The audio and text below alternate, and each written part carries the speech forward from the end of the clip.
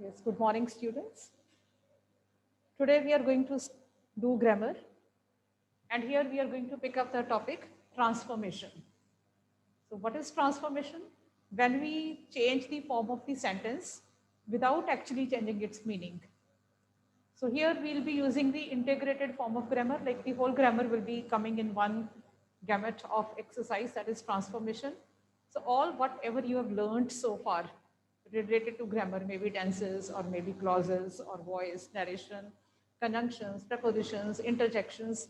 So, overall, whatever the topics you've learned so far, we'll be putting them in one under one title, that is transformation. Okay, what is transformation? Changing the form of the sentence without actually changing its meaning. So when you're asked, when you're given the particular, concept, one particular format you're asked to do, you will have to change accordingly, but meaning doesn't change. So here are a few examples. They are counting the votes. So what you are to do here, you are to rewrite the sentence with the sentence starting as the votes dash. Now the same sentence is to be written, but now the subject will be the votes. Here it is, they are counting the votes. Here the votes are object. And when you will be rewriting the sentence as per the given format, then your sentence will start with the votes. So object, it was object here, but now here it has become subject. So you can, I guess, very well understand, like it is voice. Now you're changing the voice actually. Okay. So which rule will come in use over here? Come on, children. What will be the rule now? The votes are being counted by them, right? Because now you had to start the sentence with the votes. It was the given option by the examiner. I'm telling you to start the sentence with the votes. So when you have changed the object into subject, it means that you are going to change its voice. Okay, so the votes are being counted by them. So as per the rule of the voice, present continuous changes into is, am, are plus being plus third form of verb. So present will remain present. The votes are being, third form now, counted. The votes are being counted by them. Got it? Okay, now next sentence with us is, I will not help you in future.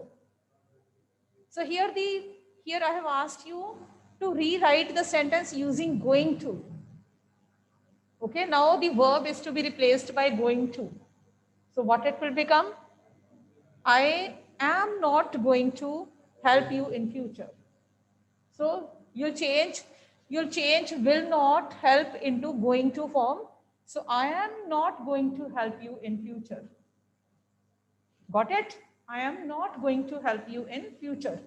So basically going to reflects future tense only. I will not help you means I am not going to help you. Okay? Future tense is also shown or is also exhibited through going to form. Going to form. Going to plus V1.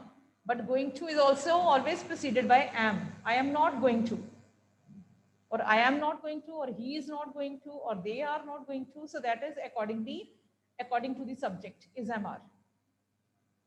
So I am not going to help you in future, right? Now third sentence is, go to the barber and get dash. Huh? Yes, beta?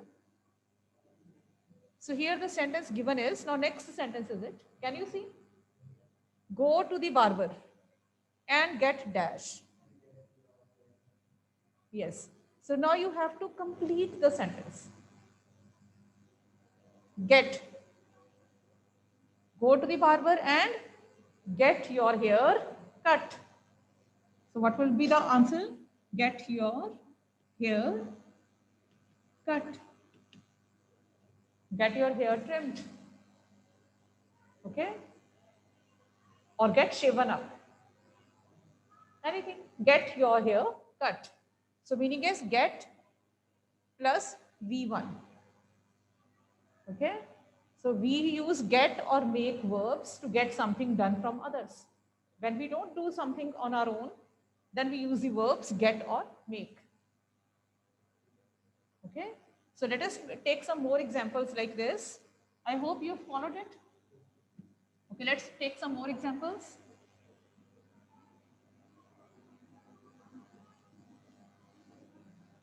Next sentence you people write down.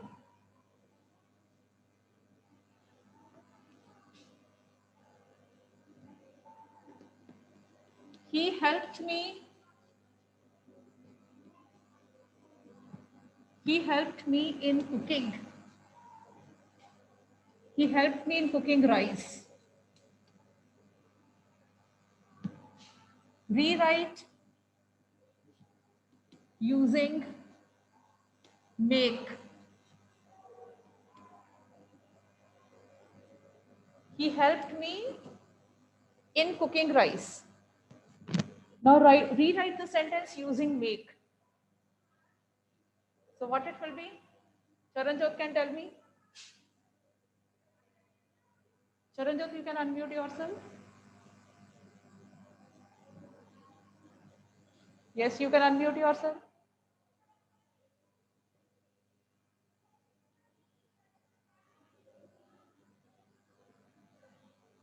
He helped me in cooking rice. Kshitish, you can tell. You can unmute yourself.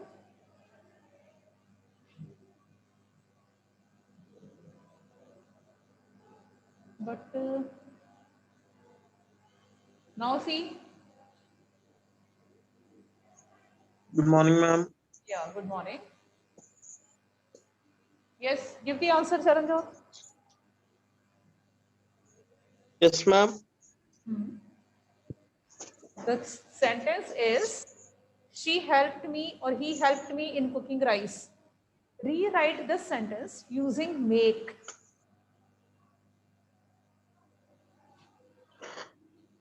I made rice by his help. No, I'm saying using make. Make can be made also. Instead of using the word helped, use make. So the answer will be, now you check children, all of you. He made me cook rice. He made me cook rice. He made me cook rice actually is like he helped me make cook rice.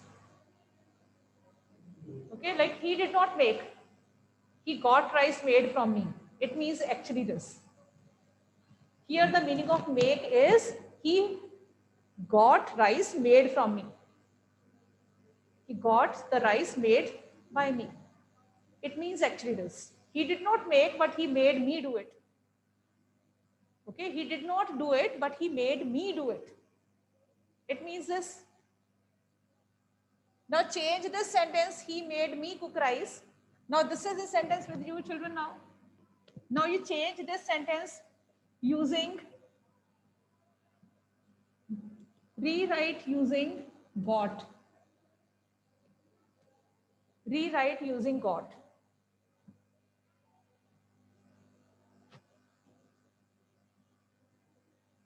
Yes, anyone can answer online?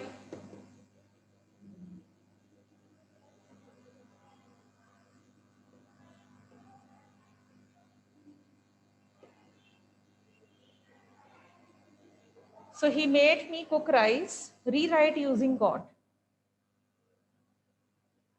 So the answer will be, he got the rice made by me. He got the rice made by me. He got the rice made by me. So make could have been written used like this also.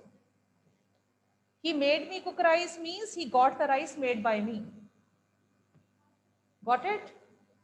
So actually make and get, they are used in this sense. When you don't do the things, but you get it done by somebody else, we use the expression make or get. Yes, they are same. These two are same. He made me cook rice. He made me cook rice. I made. He made me cook rice. He did not do it. He got the rice made by me. Same thing. Okay, same meanings. He did not do, but he made me do it. Means he forced me, or you can say he made me do it. He did not do it. We get our hair cut always by the way, barber. We don't cut hair. We get our hair cut by barber. We get our hair cut. Okay? We always get our hair cut. We always get our shoes mended by the cobbler. We always get our clothes stitched. The tailor stitches our clothes and we get them stitched. Okay? Write down, the tailor stitches our clothes. The tailor stitches our clothes.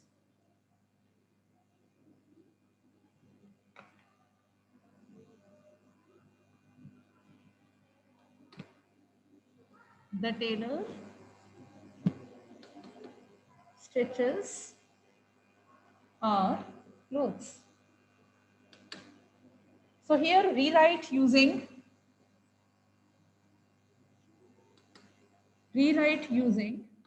get.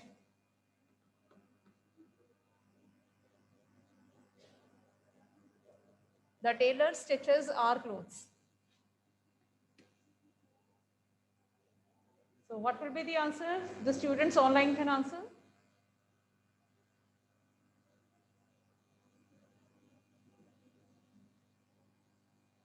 Yes. Yes, we get our clothes stitched. We get our clothes stitched.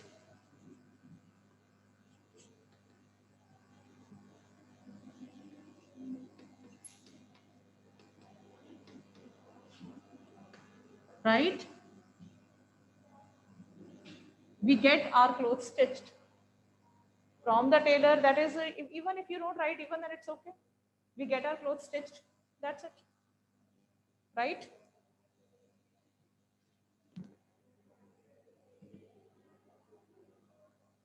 So here now next sentence is, write down. I must remember, take my science book. I must remember, take my science book.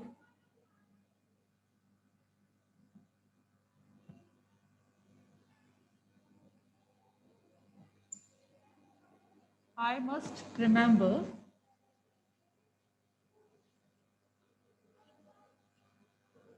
take my science book. So now correct it.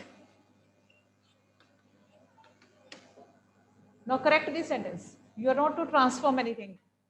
Now make correction. It can be even edit or transform. So I must remember, take my science book. So online children can also answer. They can send me the message. Yes, very good. I must remember to take. So here infinitive is missing. To take. Here to was missing, to take. Here to take is infinitive. What is infinitive?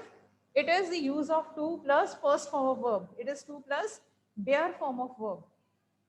And infinitives are always followed, preceded by the main verb. Main verb is remember. It's a finite verb. So non-finites or infinitives are preceded by finite verbs. Right? Next sentence is,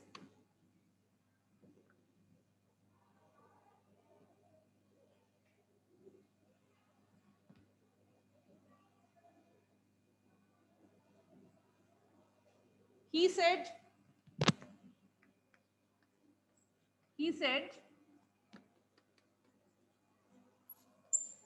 why are you late?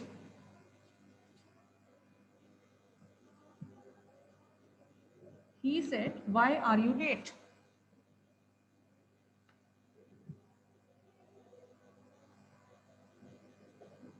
change the narration.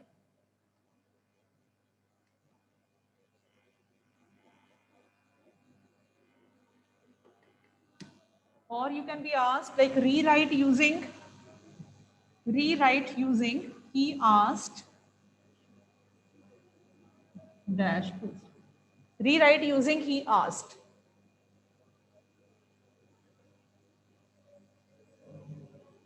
Rewrite the sentence starting with he asked.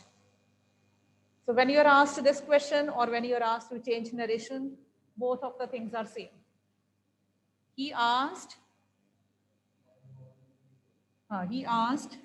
it could be like you is, it means that if he said you, it can be me only. He asked me why, who is you, I, so why I was late. And in the end, full stop. He asked me why I was late.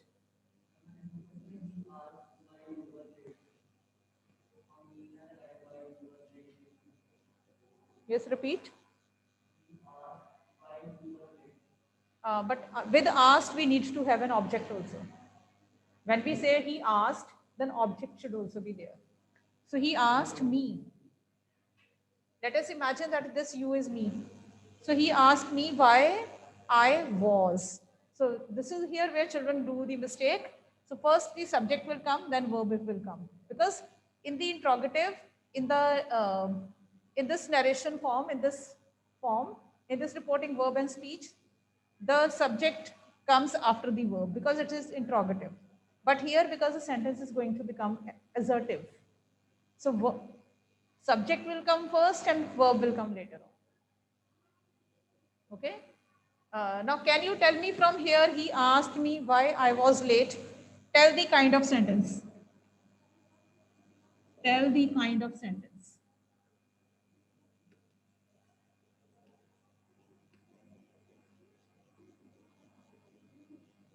He asked me why I was late. What kind of sentence is it? Assertive it is, but what kind of sentence means? Whether it is simple, compound, or complex. Let us see what are simple, compound, and complex sentences.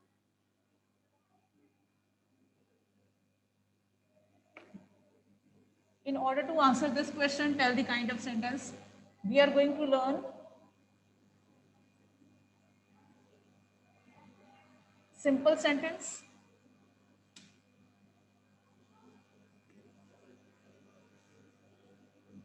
Simple sentence is a sentence with one finite verb. Simple sentence is a sentence with one finite verb.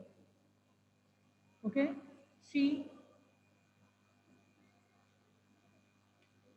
read, she read a book. So in this sentence, there is one finite verb. Okay? So it is simple sentence. One subject, one finite verb. Okay, one finite verb, one subject. Compound sentence. In the compound sentence, there can be two or more finite verbs, but they are all joined by coordinating conjunctions. For example, she read a book and got good marks. In this sentence, read is a verb, got is also a verb. Two finite verbs. She read a book, and the second part is also like you can say she got good marks. So she has not been repeated. So this word has not been repeated, but implied subject is she only. Okay, so finite verbs are two, and they have been joined by and. Two sentences. She read a book, one sentence. She got good marks, another sentence. And both of the sentences are simple sentences. She got a book, she read a book is simple sentence. She got good marks is also simple sentence.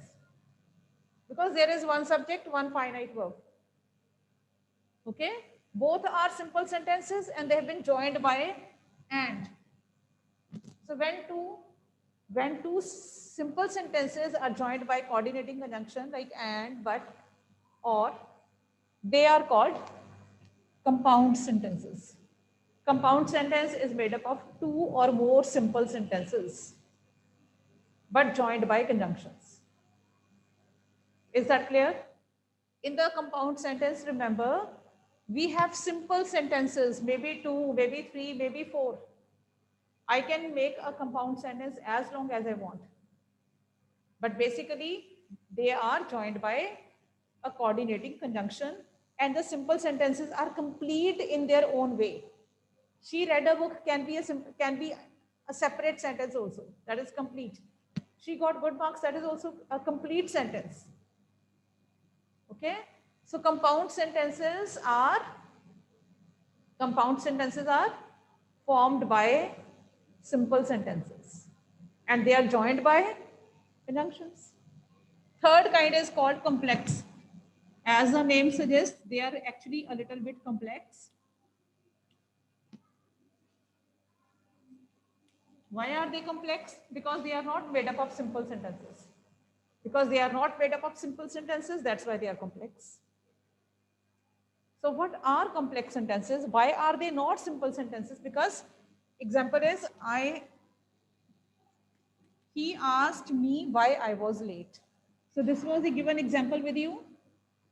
He asked me is one part. Why I was late is another part. Right? So he asked me is what? It seems to be a complete sentence. Subject is there, verb is there, object is there. It grammatically it is complete. Okay, subject, verb, and object is there. It seems to be complete, but it doesn't convey a very complete sense. He asked me. The question in your mind will be what? I know you will keep this in mind. Be like something ma'am would speak. So he asked me seems to be complete grammatically because there is subject and object. So we can't call it simple sentence because it is not conveying a complete sense. But grammatically it is correct. So this is called principal clause. It's not a sentence, it's a clause. Principal clause is the one which has one subject and one verb, but it may not convey the complete sentence. In case it would convey complete sense, it will become a simple sentence. It will not remain a clause. What's the difference between a simple sentence and principal clause? Difference, similarities, both are grammatically complete. Even principal clause is grammatically subject and verb and object is there.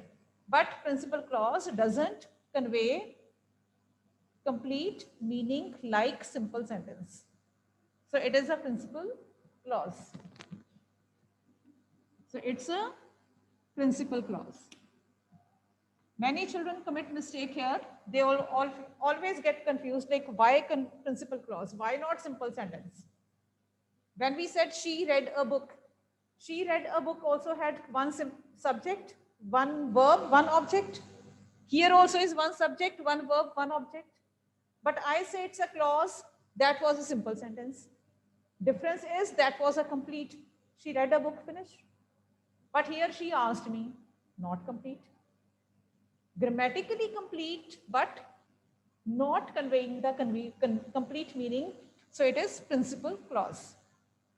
And moreover, she asked me, why is it principal? Because for its complete meaning, it doesn't have to depend upon anyone. Now come to the second part of the sentence. Why I was late. Why I was late. Do we start a sentence like this? Why I was late? If it has to be a simple sentence, it should be, why was I late? What should be the simple sentence? Why was I late? And there should be a question mark in the end. Why was I late is a simple sentence with a question mark. But when I say why I was late, it is not a simple sentence. Because for its complete meaning, it has to depend upon this. Why I was late is actually the explanation of he asked me why I was late. So this is subordinate clause. What is this? Subordinate clause. Both are clauses. This is a clause because it doesn't convey complete sense. This is also a clause because it is also not conveying complete sense, and it is depending upon the principal clause for the complete meaning. So that is subordinate clause. Okay, biggest is simple sentence. सबसे बड़ा simple sentence. Mind it. Simple sentence seems to be simple, but it is bigger than clauses. Right? So principal clause is otherwise independent. It doesn't depend upon this. Okay? But subordinate clause depends upon the principal clause for its complete meaning. She asked me why I was late. So she asked me is a principal clause, and why I was late is subordinate clause. And together, this is, he asked me why I was late is a complex sentence. Because it is complex, because it is difficult. It has got a difficult nature, so it is complex. And grammatically, if you are asked, like, what is complex sentence is made up of one principal and one subordinate clause. And moreover, there are two finite verbs. Asked is one verb and was is another verb. Okay? Mainly complex sentence is made up of clauses, principal clause and subordinate clause. Right? Principal clause is independent, but subordinate clause depends upon principal clause. Right? So we did so many things from one sentence. He asked me why I was late. So this was the answer of changing narration, that we changed narration, right? Later on, we learned even kinds of sentences, simple, compound, and complex. Simple sentence is made up of finite verb, one subject, and finite verb.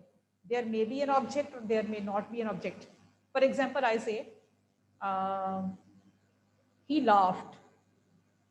He laughed. It's a simple sentence. Subject he, laughed, verb. But if I say he laughed loudly, loudly is not an object. That's only an adverb. So he laughed, that is simple sentence. He laughed and I made him quiet. When I say he laughed and I made him quiet, what kind of sentence is it? Compound. He laughed, complete, simple. I made him quiet, another simple. So it is compound sentence. Now when I say he laughed, he cracked a joke. He cracked a joke which made me laugh. He cracked a joke which made me laugh. Right in the sentence. He cracked a joke which made me laugh. So online students can also tell me what kind of sentence is it? He cracked a joke and it made me. He cracked a joke which made me laugh. It is complex. Why?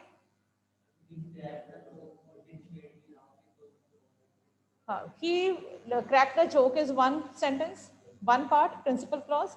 Which made me laugh depends upon purely principal clause. So that's why it's a complex sentence. Which made me laugh. Now next sentence, the next kind we can do is,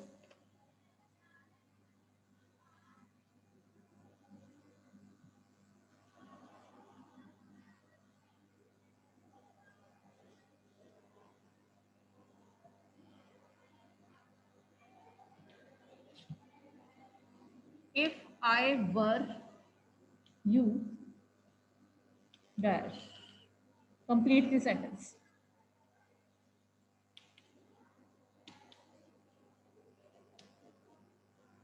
If I were you. If I were you.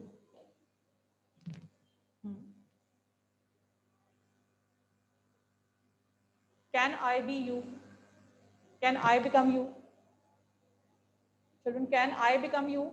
Answer will be no. I can never become you. So what kind of condition is it? Unreal. It is unreal condition. It is never going to be possible. So in the unreal condition, what happens? What rule we follow? With I, past indefinite, then on the other side we use would plus V1. If I were you, I would definitely help you. If I were you, I would definitely help the poor. If I were a millionaire, I would definitely help the poor. So rule is I were is past. And on the other side, if I were you, I would help the poor. Meaning is that if I were rich like you, if I were rich, I would help the poor. But the reality is, I am not rich. I cannot help the poor. The rule, simple rule is past tense. Past tense means second form of verb. Here, second form of verb, and on the other side, would plus V1. That's the rule. If I were you, I would help the poor. Now, let me give you another example like this. If you worked hard, you dash.